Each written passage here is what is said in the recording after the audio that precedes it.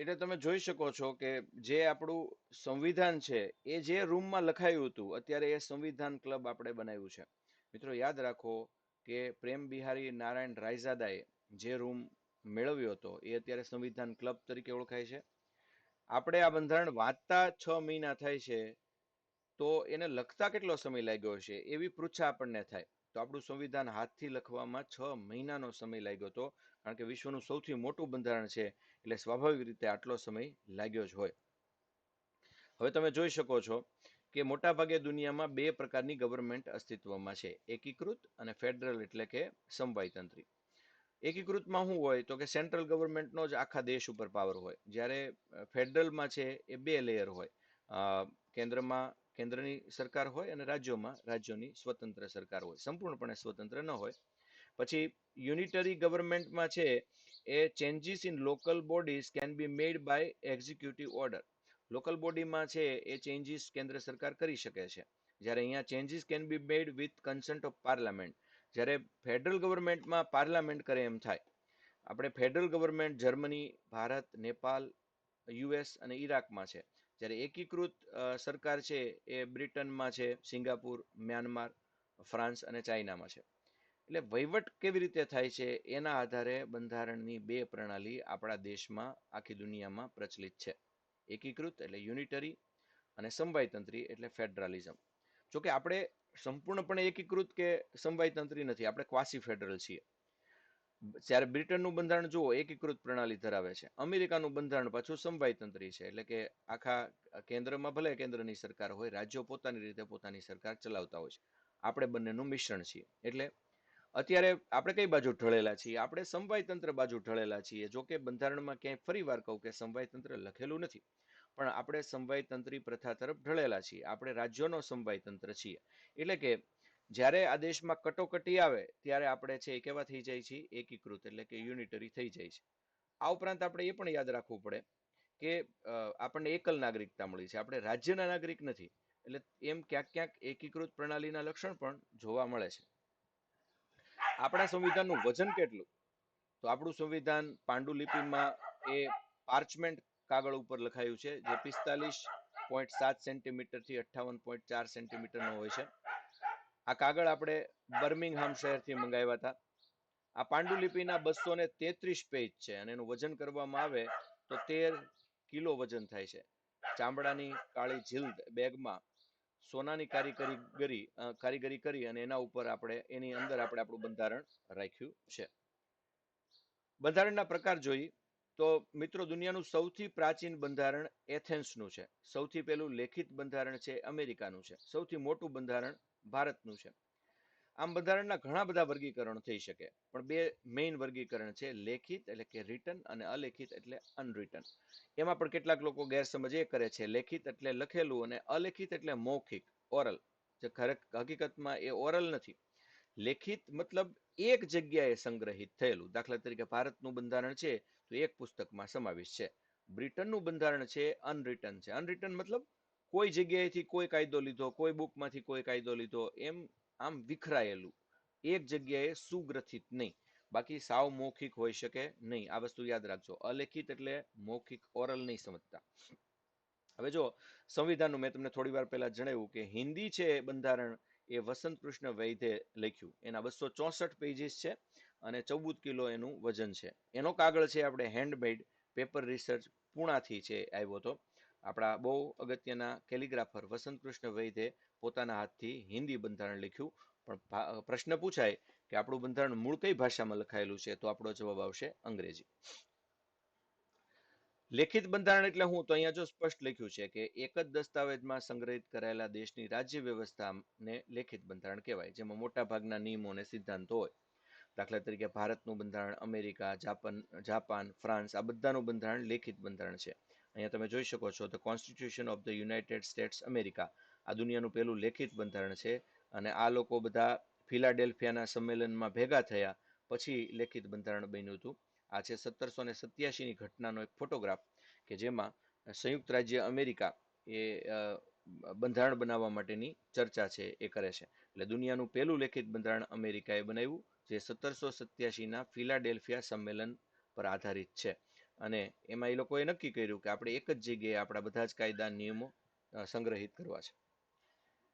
1985 છે ત્યારથી આપણે આપણું મૂળ કોપી ઓરિજિનલ બંધારણ બચાવવાની શરૂઆત છે એ કરી, કારણ કે એ ખરાબ ન થાય એ માટે શું કરવું.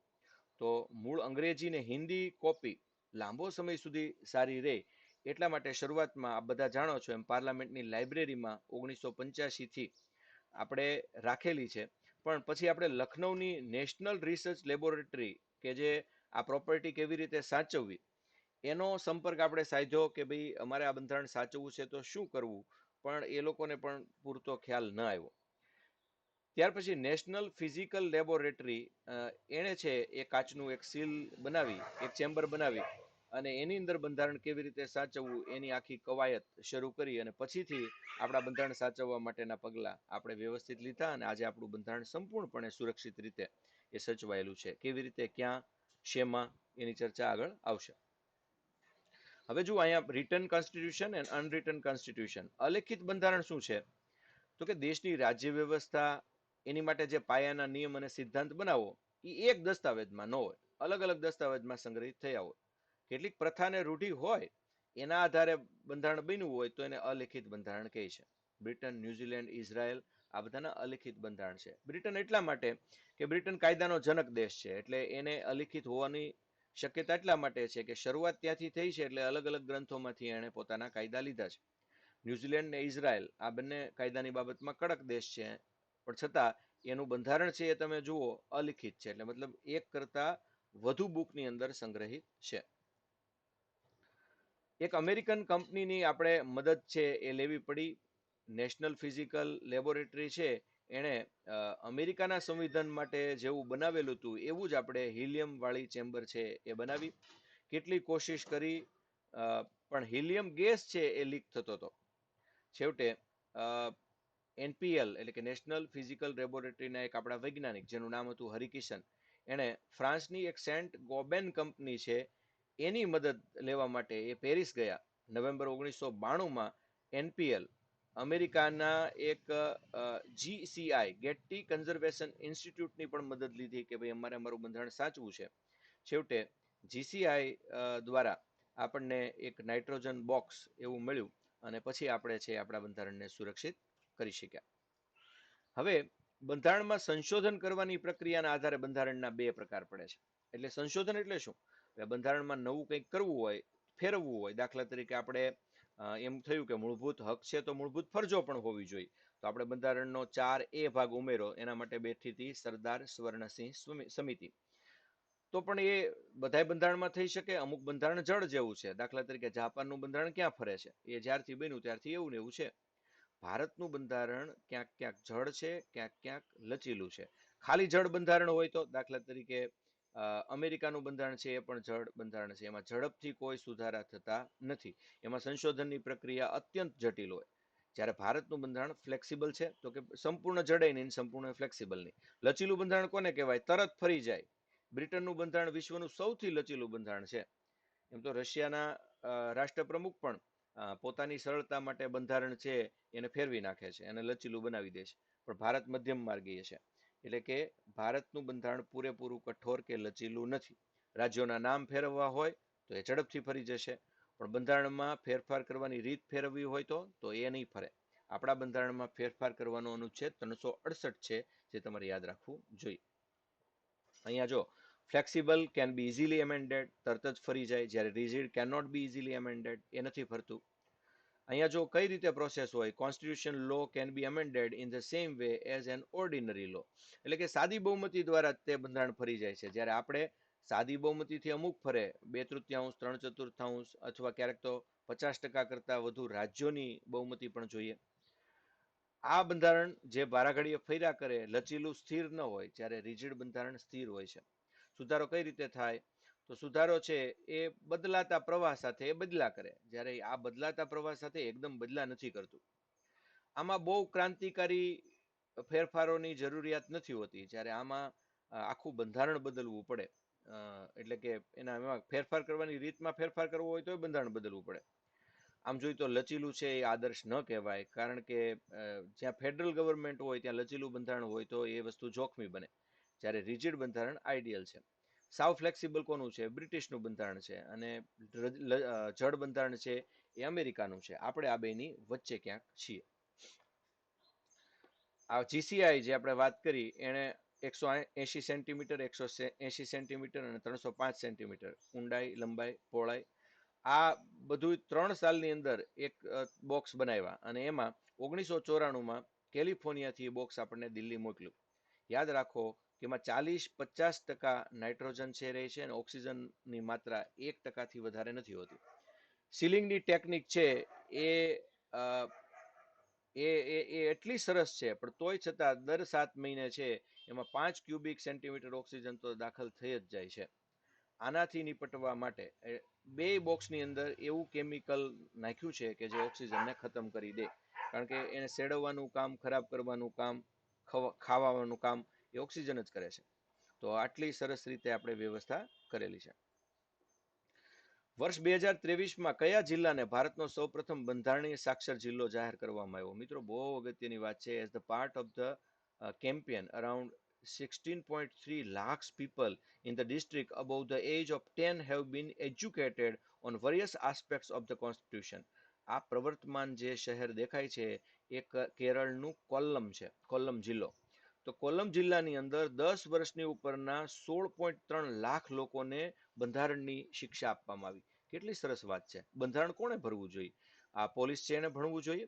આ પીએસઆઈ છે એને ભણવું જોઈએ? નહીં મિત્રો, બંધારણ તો ભારતના દરેક નાગરિકે ભણવું જોઈએ. કારણ કે જ્યાં સુધી બંધારણ નથી જાણતા ને ત્યાં સુધી તમે ભારતના નાગરિક નથી.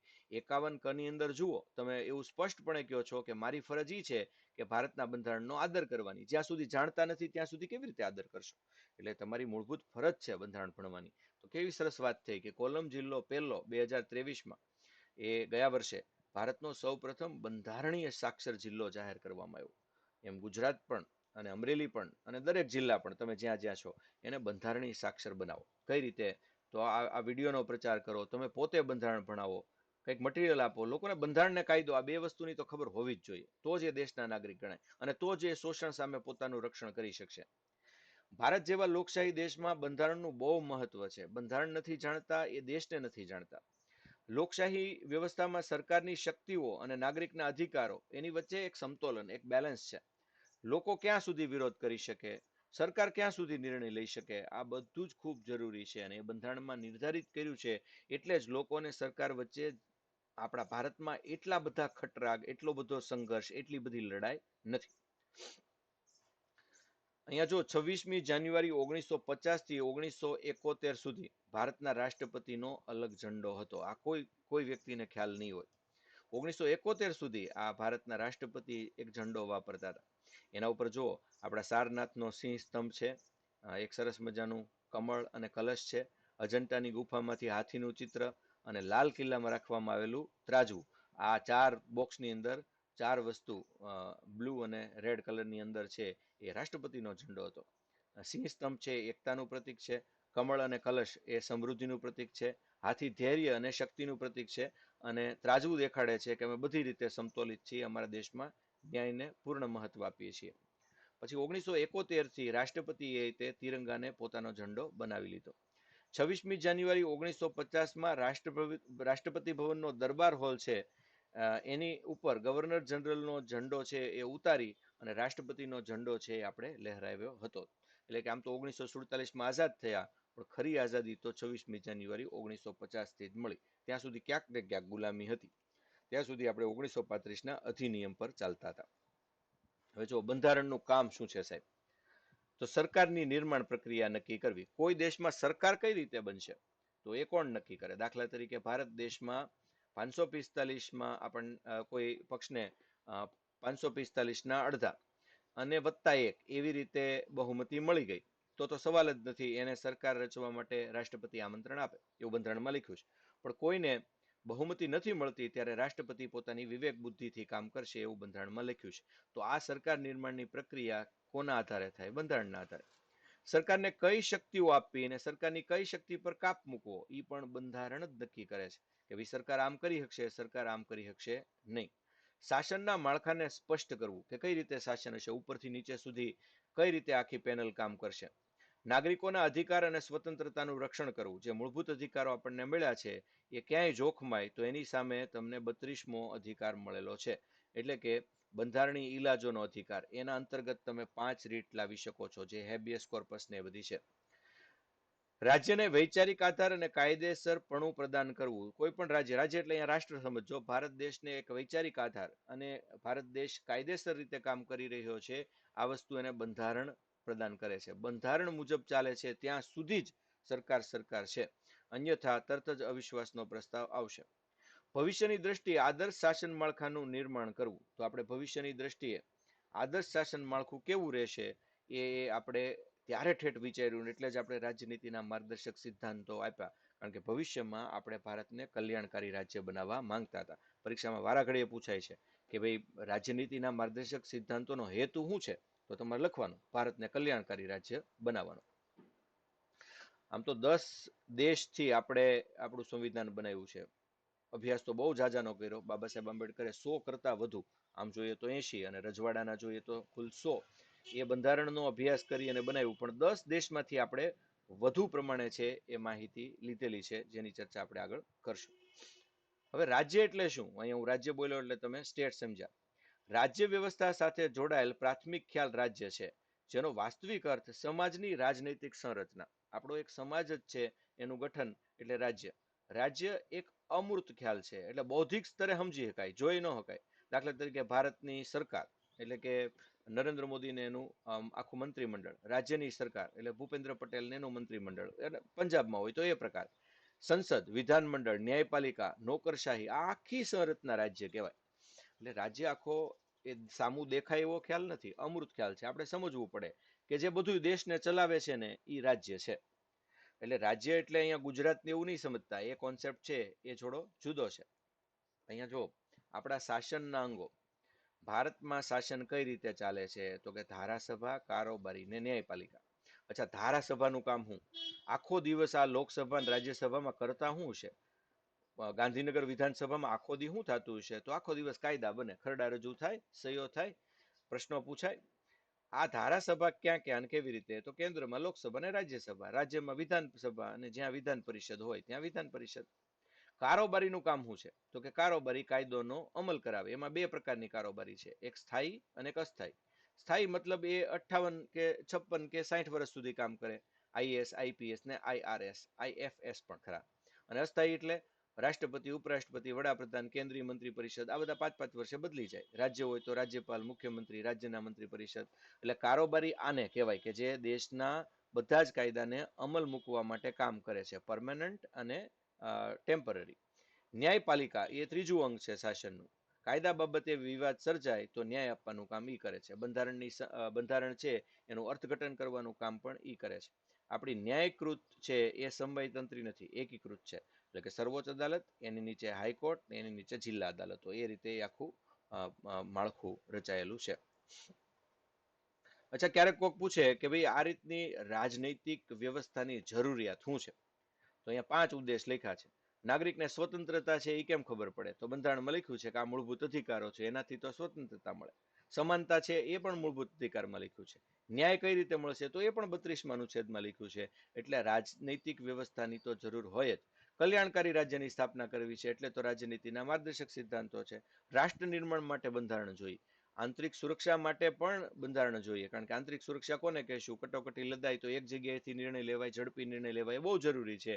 એટલે તો આપણું બંધારણ છે, આપણો દેશ છે એ એકતંત્રી બની જાય છે. સામાજિક પરિવર્તન માટે બંધારણ ખૂબ જરૂરી છે, અને એટલે જ તો આપણે અપડેટ થતા રહીએ છીએ. આપણા સુધારાઓ હજી પણ શરૂ જ છે અને એ હજી પણ શરૂ રહેશે.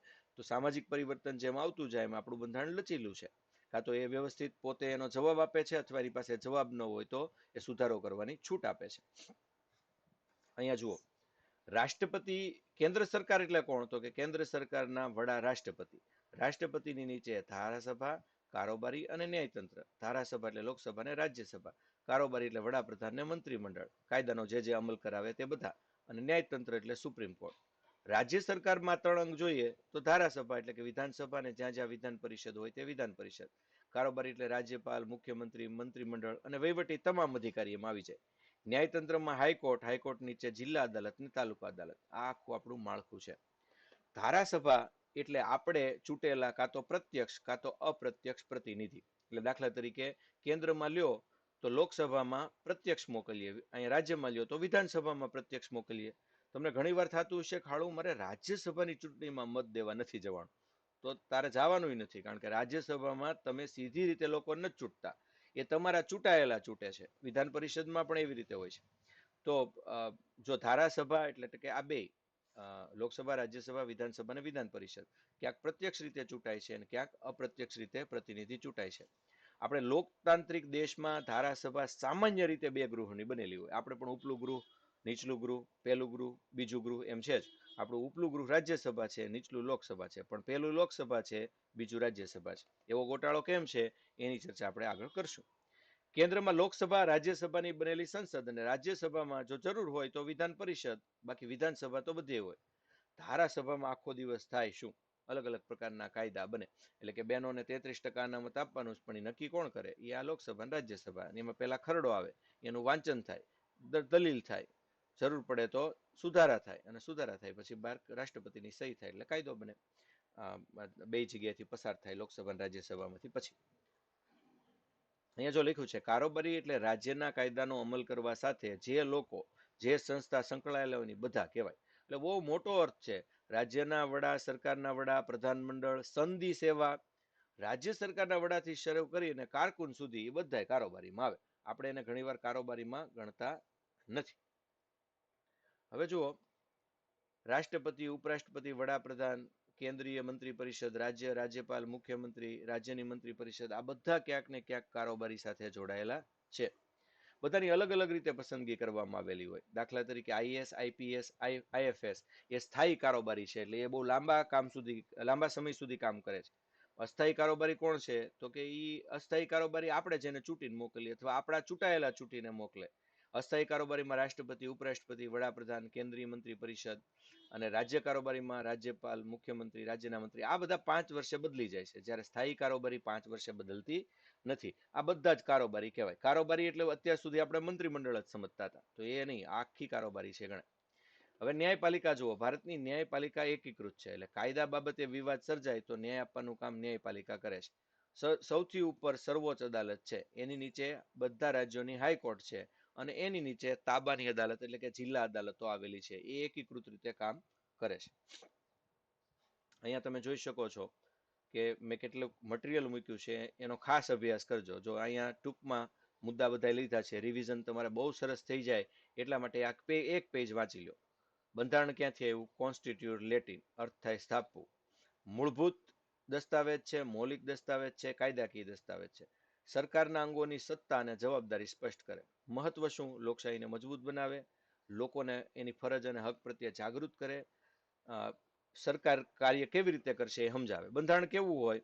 તો જો દરેક દેશનું બંધારણ ત્યાંના લોકો કેવી રાજનીતિમાં માને છે, કેવી આર્થિક પ્રવૃત્તિ કરે છે, પરિસ્થિતિ કેવી છે, આસ્થા કેવી છે, ઘણી રીતે પ્રકાર પાડી શકાય. લેખિત, અલિખિત. તો ભારત, અમેરિકા, જાપાન એનું લેખિત, બ્રિટન, ઇંગ્લેન્ડ, ઇઝરાયલ એનું અલિખિત.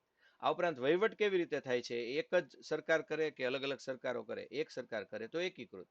બ્રિટન, બાંગ્લાદેશ, ફ્રાન્સ, તુર્ક, ચીન, જાપાન, ઈરાન, ન્યુઝીલેન્ડ, ઇઝરાયલ અને ઇજિપ્ત એકીકૃત. જ્યારે USA, Canada, Bharat, Germany, Switzerland, Australia, Brazil આ બધે સમવાયતંત્રી. આપણા દેશનું ઓરિજિનલ બંધારણ આપણા સંસદની લાઇબ્રેરીમાં હિલિયમ ભરેલા અને નાઇટ્રોજન ભરેલા પાત્રમાં સુરક્ષિત રખાયું છે. દેશને બંધારણની શું જરૂરિયાત છે? તો નિયમ ક્યાં જોવા જવાના? એ નિયમનો સંગ્રહ છે. સરકારની સીમા શું અને લોકોની સીમા શું? લોકોની જરૂરિયાતને સંતોષવાની શક્તિ સરકારને કોઈ પૂરી પાડતું હોય તો એ બંધારણ છે. ન્યાયપૂર્ણ સમાજની સ્થાપના તો જ થાય. સરકારમાં કોણ નિર્ણય લેશે અથવા રાષ્ટ્રમાં કોણ નિર્ણય લેશે એ પણ બંધારણ નક્કી કરે છે. સરકારને કેટલી શક્તિ આપવી, સરકારના ઉદ્દેશ શું છે એ સ્પષ્ટ થાય, શાસનનું માળખું સ્પષ્ટ થાય, નાગરિકને અધિકાર મળે, રાજ્યોને વૈચારિક આધાર અને સંસ્થા વૈધતા આપવાનું કામ પણ બંધારણ કરે છે. અને ભવિષ્યની દ્રષ્ટિએ આદર્શ શાસન કોને કહેવાય? એટલે જ આપણે લચીલું બંધારણ બનાવ્યું. સંપૂર્ણપણે લચીલું નહીં અને જડ પણ નહીં, કારણ કે બંધારણમાં 104 કરતા વધુ સુધારા તો થઈ ગયા. આપણા બંધારણમાં 22 ભાગ, 8 પરિશિષ્ટ ને 395 અનુચ્છેદ જ ગણાય. 23મો ભાગ ઉમેરવો હોય તો એ 22 ક થાય કે 5 ક થાય કે 6 ક થાય. એટલે મૂળ ભાગ તો 22 જ રહેશે. હા, પરિશિષ્ટમાં એવું નથી. પેલા 8 હતા અનુસૂચિ, અત્યારે 12 છે. અનુચ્છેદમાં પણ એવું જ છે, 395 અનુચ્છેદ 395 જ રહે. એટલે અત્યારે ભલે 470 થઈ ગયા હોય, પેટા અનુચ્છેદને ધ્યાને લ્યો તો 444 જ છે, પણ આમ તો 395 જ ગણાય. પછી 296 ફેરફાર કરવો હોય તો 296 ક આવે છે, એટલે 296 એ ઝેડ સુધી, પછી પાછું ઝેડ એ, ઝેડ બી, ઝેડ સી, આ રીતે આપણે સુધારા કરીએ છીએ. આ આપણી વ્યવસ્થા છે.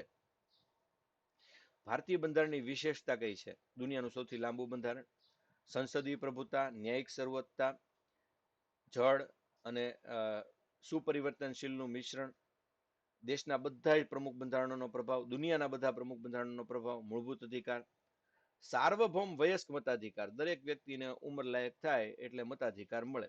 એ કઈ જ્ઞાતિનો છે, કયા ધર્મનો છે, ક્યાં જન્મો છે, કઈ નહીં જોવાનું. રાજનીતિના માર્ગદર્શક સિદ્ધાંતો પણ આપણી વિશેષતા છે. કટોકટી જર્મનીના વાયમર બંધારણમાંથી આપણે લીધી. સ્વતંત્ર અને નિષ્પક્ષ ન્યાયતંત્ર આપણે અમેરિકામાંથી લીધું. એકલ નાગરિકતા, એટલે આપણે ભારતના જ નાગરિક છીએ, અને એવું કરવું એટલા માટે જરૂરી હતું કે આ દેશમાં કેટલી જાતના લોકો છે. આપણે ગણરાજ્ય છીએ. પંથ નિરપેક્ષતા એટલે બિનસાંપ્રદાયિકતા છે. ભારત દેશને કોઈ ધર્મ નથી. અહીંયા જનતાની સંપ્રભુતા છે, જનતા ધારે એ કરી શકે.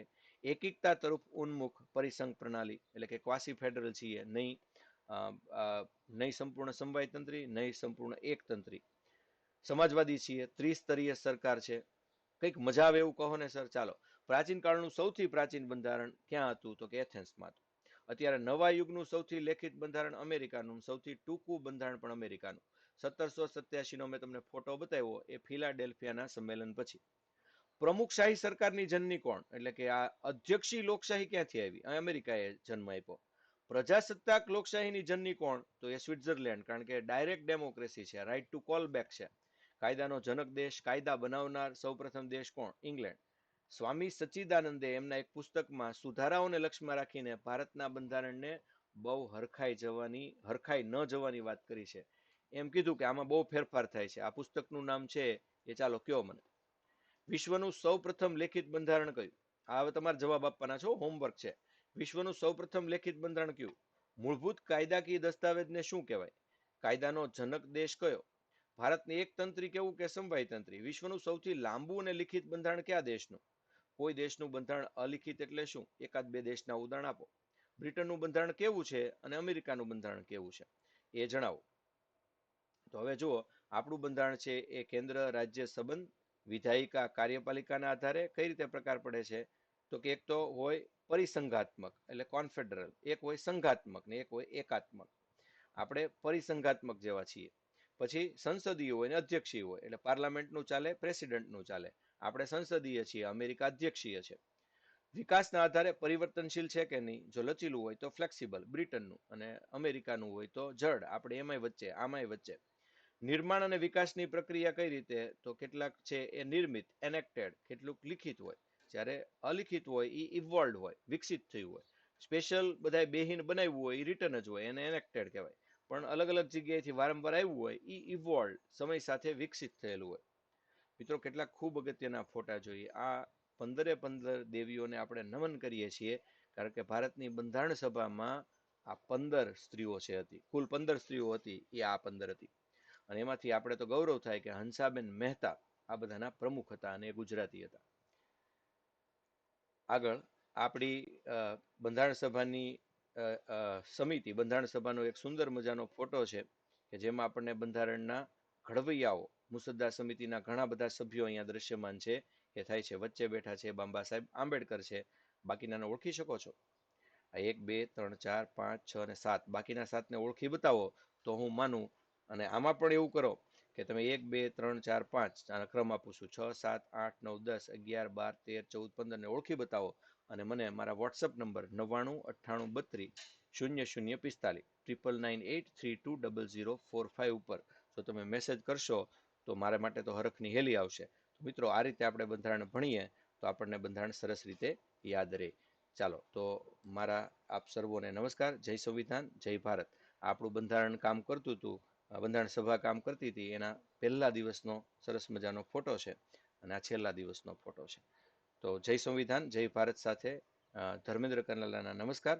વળી પાછા છે એ આહિર સમાજ વૈચારિક ક્રાંતિ ગ્રુપ દ્વારા આગલા શુક્રવારે મળશું. આપ સર્વનો ખૂબ ખૂબ આભાર. અમારી સાથે બન્યા રહેજો. કઈ પ્રશ્ન હોય તો આપ ચોક્કસ પૂછી શકો છો. We are always happy to help. નમસ્કાર મિત્રો.